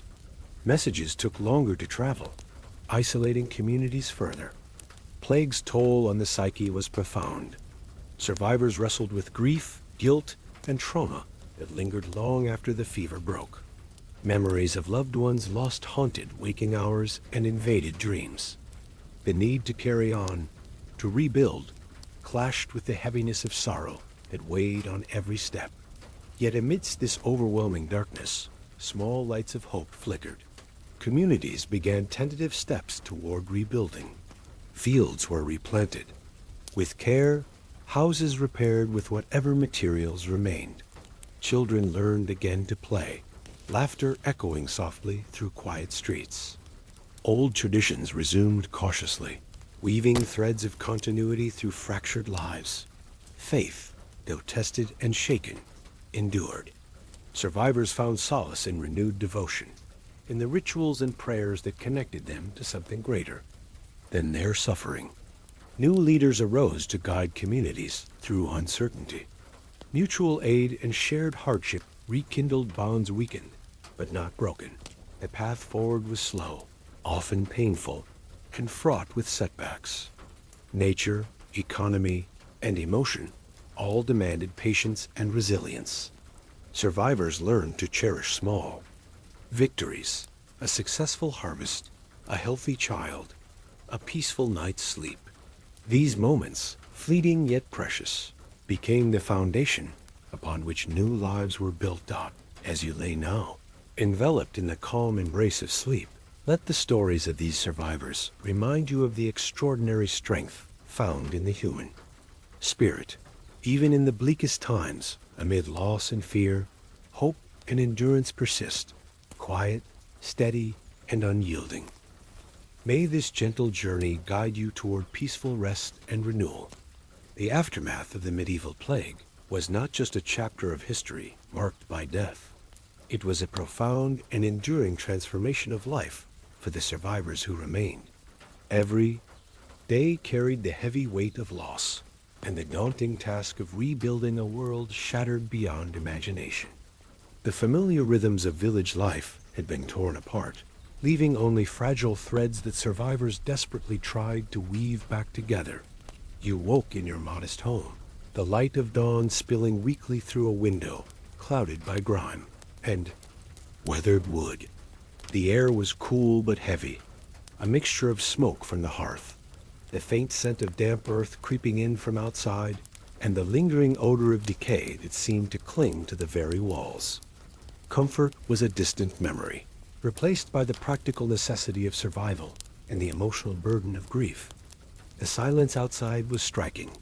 The once bustling village square was empty, save for a few cautious figures moving quietly among shuttered shops and abandoned homes, where laughter, song, and the noise of daily activity once filled the air. Now there was only the occasional rustle of wind through untended gardens or the distant call of a bird. Fields that had provided sustenance lay overgrown, choked by weeds and wild grasses. The soil, fertile and rich, had been left untended for too long, its bounty wasted as laborers fell ill or died. You knew the work needed to reclaim these fields would be grueling, requiring strength and endurance beyond anything you had faced. Before your hands, calloused and scarred from endless toil, ached from the tasks that lay ahead. The simple act of fetching water became an exercise in patience and balance, carrying heavy clay jugs along uneven paths, crowded with others seeking the same precious resource. Each journey was a reminder of the scarcity that now defined life. every drop guarded carefully as if it were liquid gold. Meals had become a careful calculation, each bite rationed with thought and worry. Bread, once plentiful and warm, was now hard and stale, stretched to feed starving mouths. Meat was scarce, reserved for the lucky or the wealthy, and often replaced by bitter roots or wilted greens. Hunger gnawed persistently, a dull but constant ache that wore down body and spirit alike. The emotional toll was as severe as the physical. You carried memories of those lost, the empty seats at the table, the silence where voices once sang. Grief was a constant companion, threading through every moment of your day. Even moments of joy felt tinged with sadness, as laughter echoed faintly through the shadow of loss. Children, robbed of their innocence, grew quickly into responsibilities far beyond their years. Many had lost parents or siblings, forced into roles as caretakers, laborers, and providers. Their laughter was rare, replaced by solemn tasks and a maturity born from necessity rather than choice. Their futures, once filled with hope, now seemed uncertain and fragile. The village church, a beacon of faith and community, stood damaged and diminished. Many clergy had perished, leaving spiritual leadership scarce and strained. The survivors sought solace in prayer and ritual, but doubts gnawed at their faith. The plague raised deep questions about divine justice and mercy, questions for which answers were elusive. Social order, already fragile, struggled to hold. Power vacuums emerged as traditional authorities succumbed to death or fled in fear. The once clear lines between classes blurred as survivors fought to claim land, goods, and status. Workers, newly aware of their scarcity and value, demanded better wages and conditions, igniting conflicts with landlords and nobles determined to maintain their privilege. Suspicion and fear permeated interactions. Survivors, viewed as potential carriers of lingering disease, were often shunned or met with wariness. Trust became a scarce commodity, social bonds frayed by anxiety and trauma. Isolation, both imposed and self-chosen, deepened loneliness and hindered healing. The natural world reclaimed abandoned spaces rapidly. Fields lay fallow, forests grew dense and wild. Animals ventured boldly into villages, unafraid of diminished human presence. Familiar landscapes changed, mirroring the profound internal transformations wrought by grief and loss. Outbreaks of illness, though less devastating, continued to haunt communities. Each cough or fever reignited fears, triggering quarantines and avoidance. The memory of the plague's horrors lingered, shaping behaviors and social customs long after its worst days passed. Economic life was slow to recover. Trade routes, disrupted by death and fear, limped back to life. Markets remained quiet and sparse. Prices soared, placing basic goods beyond reach for many. Skilled tradespeople struggled to meet demand, hindered by shortages of materials, and apprentices. Travel, once a routine necessity, became perilous. Roads, overgrown and poorly maintained, were fraught with danger. Inns and way stations offered limited comfort or safety. Bandits exploited fear and disorder, preying on travelers. Survivors bore not only physical scars, but deep psychological wounds. Trauma, grief, and loss shaped every thought and interaction. Sleep brought little relief, haunted by nightmares of death and despair. Days blurred into one another, a cycle of labor, sorrow, and cautious hope. Yet amid hardship, resilience flickered. Communities began tentative steps toward rebuilding. Fields were replanted, homes repaired. New families formed, even as memories of loss remained close. Rituals and celebrations, though muted, returned, symbols of healing and continuity. Faith, tested and transformed, remained a cornerstone. Prayers and ceremonies offered solace. a link to a world beyond suffering. New leaders emerged to guide survivors through uncertainty. Recovery was slow and fragile, marked by setbacks and small victories. Each day demanded courage and endurance beyond measure.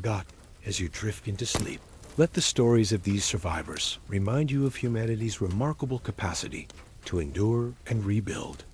Even in darkness, hope persists quiet, steadfast, and unyielding. The world that had once been familiar was now a landscape marked by silence and shadow.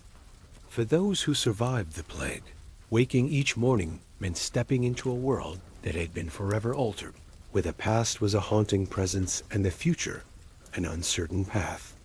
Every breath, every step was a reminder of all that had been lost and the monumental task of rebuilding a shattered existence.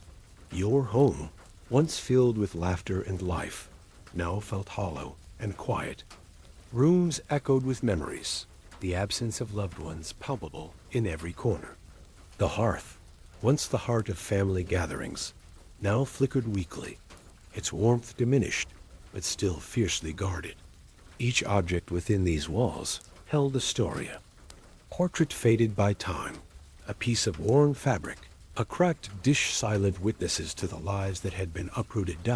Stepping outside, the village was marked by absence.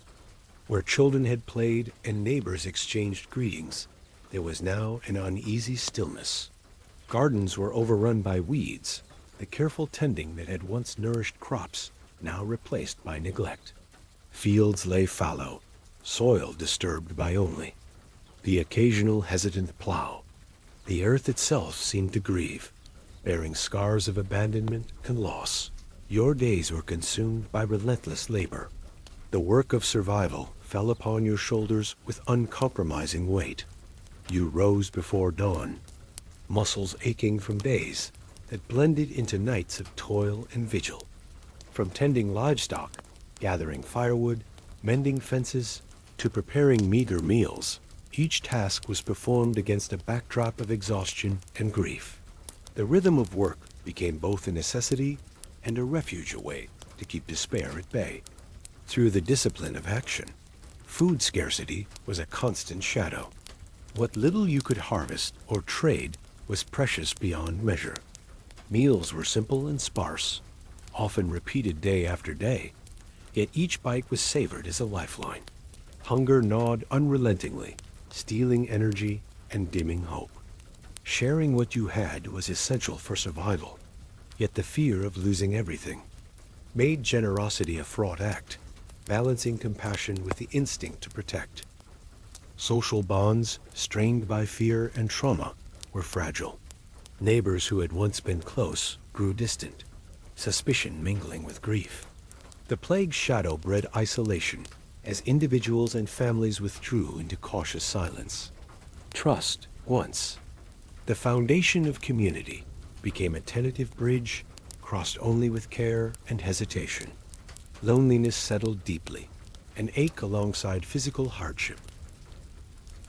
Children, burdened beyond their years, carried heavy roles. Orphaned and vulnerable, they took on adult responsibilities, caring for younger siblings, assisting with labor, and navigating a world too harsh for childhood. Their play was rare, their laughter subdued, their innocence shadowed by memories they barely understood. Education and guidance were scarce, replaced by the pressing demands of survival. Faith was both a solace and a source of torment. Religious rituals continued, offering moments of connection and comfort, yet questions and doubts lingered in quiet corners. Why had such suffering been permitted? Was there meaning in loss? Clergy, few and burdened, struggled to provide guidance to communities torn between devotion and despair.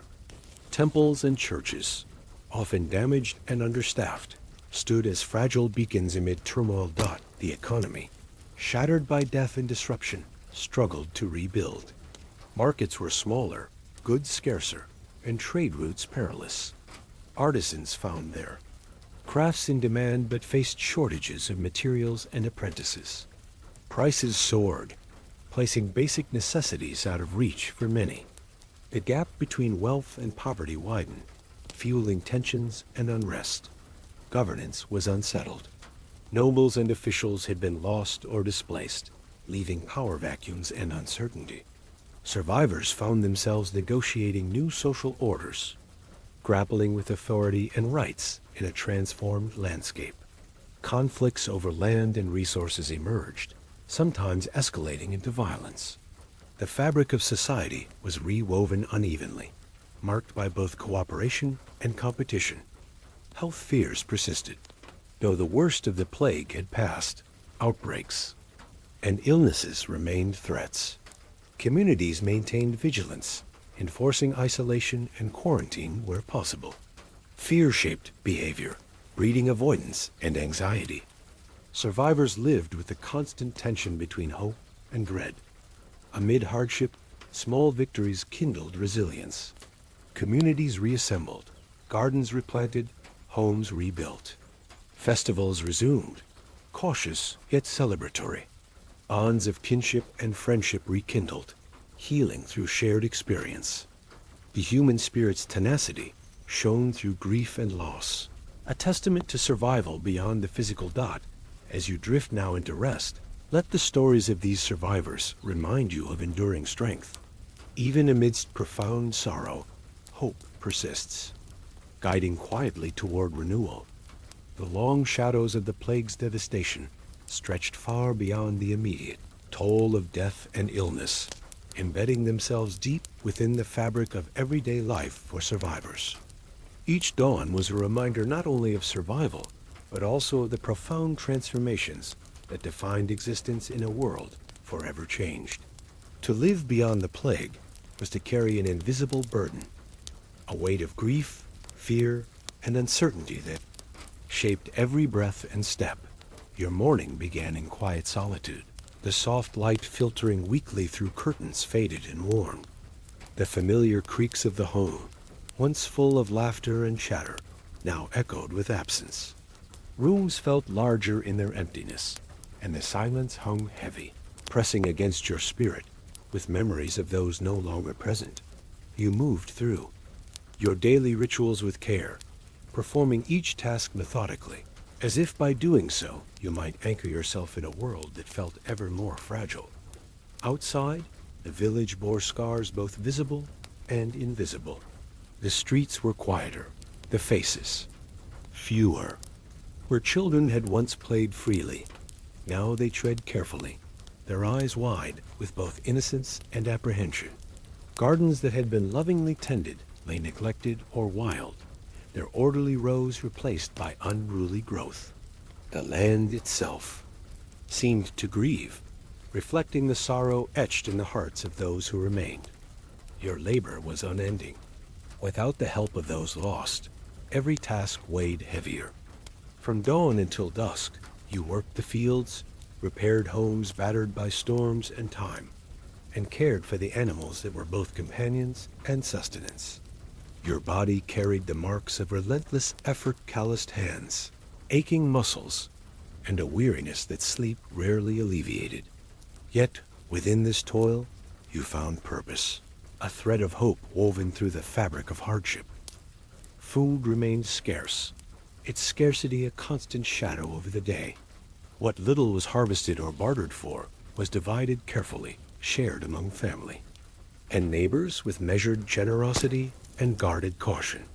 Meals were simple and repetitive, often lacking variety, but rich in the necessity of sustenance. Hunger was a persistent companion, gnawing quietly at your resolve even as you worked. To keep it at bay, trust among neighbors was fragile. The plague had sown seeds of suspicion, leaving wounds that time could not easily heal. Conversations were cautious, smiles guarded, and gatherings rare. The fear that anyone might harbor unseen illness lingered in every interaction, creating invisible barriers between people who once relied on each other for support. Isolation deepened loneliness, and the need for connection battled against the instinct for self-preservation. Children grew quickly in this new world, their innocence overshadowed by loss and responsibility. Many had lost parents or siblings, forced into roles beyond their years. Their laughter was scarce, replaced by solemnity and the heavy burden of adult tasks. Yet even in their youth, resilience blossomed quietly, small acts of play and wonder offering fleeting respite from the harshness surrounding them. The church, a pillar of community and faith, struggled under the strain. Many clergy had perished or fled, leaving spiritual leadership scarce. Survivors turned to prayer and ritual, seeking comfort in traditions that now felt both familiar and fragile. Doubt and faith intertwined, as questions about divine justice and suffering echoed silently. In the hearts of many, religious festivals resumed cautiously, marked by mourning as much as celebration. Economically, the village and town struggled to regain footing. Markets were smaller and less vibrant, goods scarcer and prices higher. Skilled tradespeople found themselves overburdened, lacking apprentices and materials. Barter and trade took on new importance, yet uncertainty persisted. Poverty deepened for many, while others cautiously rebuilt their livelihoods amidst scarcity. Social order teetered. The plague's indiscriminate toll had blurred distinctions of class and status. Power shifted unpredictably, with new leaders emerging from unexpected places. Workers, aware of their increased value, pressed for better conditions, sparking tension, with landowners and officials determined to maintain the status quo. The social fabric was rewoven with threads of conflict and cooperation, resilience and fragility intertwined. Fear of renewed illness shaped daily life. Even minor symptoms stirred panic and isolation. Communities imposed quarantines and avoided outsiders, guarding themselves against invisible threats. The memory of mass death haunted every cough, every fever, turning daily existence into a careful dance of vigilance and hope. Nature's reclaiming of abandoned spaces was both beautiful and eerie. Forests grew denser, wildflowers burst through cracked stone paths, and animals ventured boldly into human settlements. The land's transformation mirrored the survivors' inner landscape's wild, unpredictable, yet pulsing with life and renewal. Sleep, when it came, was uneasy. Nightmares of loss and suffering returned in dreams, blurring the lines between past and present. Rest was interrupted by anxiety, memories, and the ever-present fear of what tomorrow might bring. Yet sleep remained a refuge, however fragile, offering moments of peace amidst relentless challenge. In this world scarred by plague, each day was a testament to human endurance. Survivors, though marked by grief and hardship, found ways to continue to rebuild, to hope, to love again. Their stories remind us that even in the darkest times, the human spirit persists, seeking light and connection amidst the shadows. As you close your eyes tonight, may these stories of resilience and courage comfort you, guiding you gently into restful sleep and peaceful dreams. The plague had left behind a world transformed, not just by death, but by the echoes of grief and change that permeated every aspect of life. For survivors, waking each morning meant stepping into an existence shadowed by loss and uncertainty. The familiar rhythms of days gone by had shattered, replaced by a harsh reality, where survival demanded relentless labor and resilience beyond measure. Your home, once filled with warmth and laughter, now held the silence of absence. Rooms echoed with memories, shadows of those who had vanished lingering in every corner. The hearth, cold and dark, was a stark reminder of the family dinners and stories that no longer gathered around it. Each object within your home bore silent witness to the lives uprooted worn textiles, cracked pottery, faded pictures, remnants of a world forever changed. Stepping outside, you faced the somber landscape of your village. Streets that had once thrummed with life were quiet, punctuated by the occasional murmur of cautious voices or the soft footsteps of solitary figures. Gardens lay untended, their boundaries blurred by encroaching weeds and wild plants. Fields, once the pride of the community, stood fallow, awaiting hands to coax life back into the earth. The days were filled with endless toil, with so many lost. The burden of maintaining farms, tending animals, and repairing homes fell heavily upon you. Your body bore the marks of constant labor-calloused hands, aching muscles, and a weariness that sleep seldom alleviated. Each task was performed against the backdrop of grief, the weight of absence pressing heavily with every step. Food remained scarce, a shadow over every meal. What little was harvested or traded was carefully rationed among survivors. Hunger was a constant companion, dull and persistent, sapping energy and spirit alike. Bread was often stale and hard, meat a rare luxury, and vegetables scant and seasonal. Sharing was essential, but fraught, each act of generosity balanced against the chinkatev. Instinct to survive dot social bonds, once strong and unbreakable, had frayed. Fear and suspicion took root, as communities struggled to protect themselves from illness and loss. Trust became a fragile thread, stretched thin by trauma and uncertainty. Isolation grew common, loneliness deepened, and the comfort of companionship was often shadowed by caution. Children, robbed of innocence, grew quickly into roles shaped by necessity. Many were orphaned or separated from family, forced into caretaking and labor far beyond their years. Their laughter was rare, replaced by a solemnity that marked their days.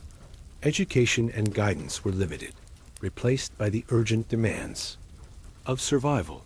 Faith, both challenged and sustained, remained a central thread in daily life. Religious rituals and prayers offered moments of solace, yet also revealed deep questions and doubts. Clergy, few and burdened, struggled to guide a community searching for meaning amid loss. Churches, though damaged and understaffed, remained places of refuge and hope.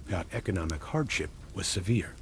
Markets were smaller, goods scarcer, and prices higher. Skilled labor was in short supply, limiting production and trade. Poverty deepened, and social tensions simmered beneath the surface, occasionally erupting in conflict or protest. Governance was uncertain. With many leaders lost, communities navigated shifting power dynamics. New leaders emerged, social orders rearranged, and old hierarchies questioned. Negotiations and disputes over land, resources, and rights became common, shaping a new social landscape. Fear of illness lingered. Each cough or fever sparked anxiety, isolation, and renewed vigilance. Survivors lived with the constant tension between hope and dread, their lives shaped by memories of devastation and the desire for healing. Nature reclaimed abandoned spaces. Forests grew dense, wildflowers bloomed where crops had failed, and animals ventured into quiet villages. The land mirrored the transformation within survivors, a landscape of loss, resilience, and renewal. Sleep, when found, was restless and haunted. Nightmares of loss and suffering disturbed dreams. Rest was precious yet fragile, a fleeting refuge from waking challenges. Amid hardship, resilience blossomed. Communities slowly rebuilt, fields replanted, homes repaired, and traditions revived. Shared grief fostered new bonds, and hope took root in small acts of courage and kindness. As you drift into sleep, remember the strength and endurance of those who lived through such times. Their stories remind us that even in darkness, the human spirit endures, quietly guiding us toward renewal. The years that followed the plague were long and arduous, marked not only by the memory of death, but by the fierce, unyielding will to live that simmered in the hearts of those who survived. The world that emerged was forever changed, a landscape, both physical and emotional, transformed by loss, resilience, and slow, painstaking recovery. Each dawn brought with it the weight of survival. You rose from your straw-stuffed bed, the thin light filtering through tattered curtains into a room that had seen better days. The air was thick with the sense of wood smoke, damp earth, and faint traces of herbs burned in the hearth. A small comfort against the chill that seeped through stone walls. Your body, weary from years of labor, still responded to the day's demands. Tending the fields, caring for livestock, mending broken tools, preparing food that was often scarce and simple. The village around you bore the marks of tragedy and renewal. Houses once abandoned now showed signs of repair, gardens cautiously reclaimed, and fields slowly coaxed back to life. Yet the ghosts of the past lingered in empty chairs and silent streets, in the vacant places where laughter once lived. The collective memory of loss was etched into the very soil, a solemn undercurrent beneath the surface of everyday life. Food remained a precious resource. Scarcity shaped every meal and every trade. Bread, coarse and dense, was the staple, accompanied, when possible, by small portions of vegetables or preserved fruit. Meat was a luxury, seldom seen except during festivals or special occasions. Hunger was a shadow that crept into every home. Knowing its strength and spirit alike, social bonds, tested and frayed, slowly began to mend. Trust returned incrementally, woven through shared hardships and mutual support. Communities gathered once more for celebrations, worship, and work, though the joy was tempered by remembrance and caution. The fear of illness persisted, guiding interactions and shaping behavior, but human connection proved resilient. Children who had endured loss grew into the new fabric of society, their childhoods shaped by both sorrow and hope. They learned skills necessary for survival and stewardship, carried stories of those lost, and dreamed quietly of futures they hoped to shape differently. Their laughter, when it came, was a balm, a sign of life's enduring promise. Faith, battered but enduring, remained a beacon. Religious ceremonies returned, offering moments of peace and reflection. Questions of divine justice and mercy were met with renewed prayers and acts of devotion. The church, rebuilding alongside the community, provided structure and solace, anchoring lives amid uncertainty. Economic recovery, though slow, was steady. Markets filled once more. Artisans crafted goods with renewed purpose, and trade routes reopened cautiously. The distribution of wealth remained uneven. Tensions simmered beneath the surface, but commerce and craft breathed life back into the region. Governance adapted to new realities. Power shifted. New leaders emerged from unexpected quarters, and traditional hierarchies adjusted to changed circumstances. Negotiations and compromises shaped the social landscape, balancing continuity and change. The natural world, once chaotic in plague's absence, settled into new rhythms. Fields were tended, forests managed, rivers fished. Nature and humanity found a fragile equilibrium, each shaping the other in cycles of growth and decay. Sleep, though still occasionally disturbed by dreams of past horrors, came more easily. Rest became a refuge, a necessary balm for bodies and minds scarred by years of struggle. As you close your eyes now, allow the stories of these survivors to remind you of resilience, the quiet, persistent strength of human spirit to endure, rebuild, and hope. Even after profound darkness, life continues, steady and unwavering. The long shadow of the plague stretched far beyond the immediate devastation it wrought. For those who survived, life was no longer simply about existing. It was about confronting a new reality, one shaped by loss, resilience, and the slow, fragile process of healing. Each day dawned with both challenges and small victories, a delicate balance between remembering the past and striving toward the future. Your mornings began in quiet reflection, the soft light of dawn slipping through rough-hewn shutters into a room that felt both familiar and transformed. The air was cool, but carried the lingering scent of smoke and earth, a reminder of hearth. Fires kept burning against the chill, and fields that awaited tending. You moved carefully through your daily routine, the weight of memory heavy, but not crushing, guiding your steps as you work to rebuild what had been lost. Outside, the village stirred gradually to life. The streets were no longer empty, but the laughter and bustle of years before were tempered by caution and remembrance.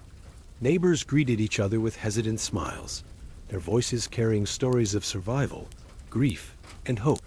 Gardens showed the first signs of careful cultivation, patches of green amid the overgrowth. The fields, once neglected, bore the fruits of renewed labor. Small shoots, pushing through soil, turned and tended by weathered hands. Food remained precious, but the scarcity that had marked earlier days had begun to ease. Bread was still coarse, and meals were simple, but the certainty of nourishment brought a quiet comfort. Families gathered more often, sharing meals with gratitude and a renewed sense of community. The sharing of food was an act of both survival and connection, binding individuals into a network of mutual care and support. That trust, which had been fragile and scarce, grew slowly but steadily. The fear of illness lingered, shaping interactions and encouraging caution, but survivors began to rebuild social bonds, finding strength in shared experience and common purpose. Gatherings for worship, work, and celebration resumed cautiously, their rhythms restoring a sense of normalcy to a world forever changed. Children who had borne the brunt of loss grew into a new generation, shaped by resilience and remembrance. Their laughter, once silenced by grief, began to return in moments of play and joy. They learned the skills needed to steward the land and community, carrying forward the lessons of survival and hope. Their stories, woven with those of their elders, created a tapestry of endurance and renewal. Faith, challenged by loss and doubt, remained a vital source of solace. Religious ceremonies, once overshadowed by tragedy, gained new meaning as acts of remembrance and hope. The church, though diminished, stood as a beacon, guiding communities through uncertainty and renewal. Clergy, inspired by the resilience of their congregations, redoubled efforts to provide comfort and meaning. That the economy, battered but not broken, showed signs of recovery. Markets filled again, artisans resumed their crafts, and trade routes reopened, cautiously but with determination. The scars of scarcity remained, but commerce and industry began to pulse with renewed life. The struggle to rebuild wealth and stability was ongoing, marked by both cooperation and conflict, progress and setbacks. Governance adapted to new realities, balancing tradition and change. Power shifted as new leaders emerged, social orders redefined. Communities navigated these changes with care, striving for stability and fairness in a world transformed by loss. The natural world, having reclaimed abandoned spaces, settled into new cycles of growth and balance. Fields once wild grew orderly again, forests managed and respected. The interplay between nature and humanity found a renewed harmony, reflecting the resilience of life itself. Sleep, though sometimes disturbed by memory and fear, became more restful. Nights offered refuge, a necessary balm for bodies and minds weary from years of struggle. Dreams, while occasionally shadowed by past horrors, also carried hopes for the future, visions of healing and peace. Not as you drift into rest now, let these stories remind you of the remarkable strength within the human spirit, the courage to endure, to rebuild, and to hope. Even after profound darkness, life continues, steady and unwavering. The world after the plague was a delicate mosaic of loss and rebirth, where every fragment bore the scars of sorrow, yet shimmered with the promise of renewal. For the survivors, life was a slow journey, a continuous balancing act between remembering what had been and forging what could be. The days unfolded in rhythms shaped by endurance, hope, and the quiet courage that defined their existence. Your mornings began in the familiar comfort of home, now transformed by both necessity and memory. The soft light filtering through worn curtains illuminated rooms that bore witness to absence. The empty chairs, the untouched belongings, the silent spaces where laughter had once lived. These reminders pressed gently upon your heart, a steady presence amid the busyness of rebuilding. The air carried the mingled scents of hearth smoke, fresh earth, and the faint fragrance of herbs tended with care. Small tokens of life's persistence. Stepping outside, you were greeted by a village awakening cautiously to a new chapter. Streets, once silent and abandoned, now echoed with the tentative sounds of neighbors reconnecting. Gardens showed the first green shoots of care, carefully nurtured after long neglect. Fields bore the signs of renewal, the soil tilled and seeded by hands both experienced and young. This return to tending the land was more than mere labor. It was an act of faith in the future, a declaration that life would continue despite the shadows of the past. Food, though still precious, had become more abundant than in the darkest days. Bread, though simple and coarse, was a daily staple, shared among families who valued each meal as a blessing. Vegetables, fruits, and occasional meats returned to tables, their flavors savored with gratitude. The act of eating together, once marked by scarcity and fear, grew into a symbol of community and healing. Trust, fragile and hard-won, blossomed anew. Survivors found solace in shared stories and collective effort, their bonds strengthening through mutual care and understanding. Gatherings resumed, cautious at first, but growing in warmth and frequency, weaving the social fabric back together. Worship services brought communities into sacred spaces, their prayers echoing hopes for peace, health, and renewal. Children, who had weathered profound loss, grew into the new caretakers of tradition and hope. Their laughter, once silenced, now rang softly through lanes and fields, a balm for weary hearts. They learned the skills necessary to steward the land and community, carrying forward lessons of survival, resilience, and compassion. Their presence was a living testament to life's enduring promise. Faith, tested and transformed, remained a cornerstone of life. Religious rituals gained renewed significance, blending remembrance of the lost with celebrations of the living. The church, restored through communal effort, stood as a symbol of continuity and grace. Clergy, inspired by resilience, guided their flocks with renewed compassion and wisdom. Economically, recovery was slow but steady. Markets filled once more. Artisans crafted goods with care, and trade routes reopened cautiously. The scars of scarcity lingered, yet the pulse of commerce quickened. Cooperation and conflict intertwined, shaping a landscape of both opportunity and challenge. Survivors navigated this new economy with determination, balancing survival with aspirations. Governance adapted to shifting realities. New leaders emerged, social orders redefined. Communities negotiated changes with care, striving for stability and justice. Power dynamics evolved, reflecting both continuity and transformation in the social fabric. Nature, having reclaimed abandoned spaces, found new balance. Forests grew dense and lush, rivers flowed strong, and fields flourished under careful stewardship. The interplay of human and natural rhythms shaped a landscape vibrant with life and change. Sleep, a precious refuge, became more restorative. Nights offered moments of peace amid ongoing challenges. Dreams carried both shadows of past sorrow and glimmers of hope for the future. Rest nurtured body and spirit, sustaining the will to continue.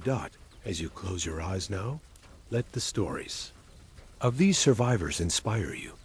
Their courage, endurance, and hope illuminate the path through darkness, reminding us all that even after profound loss, life continues steady, resilient, and unyielding. May your sleep be peaceful and your dreams gentle, cradled by the enduring strength of the human spirit. Good night.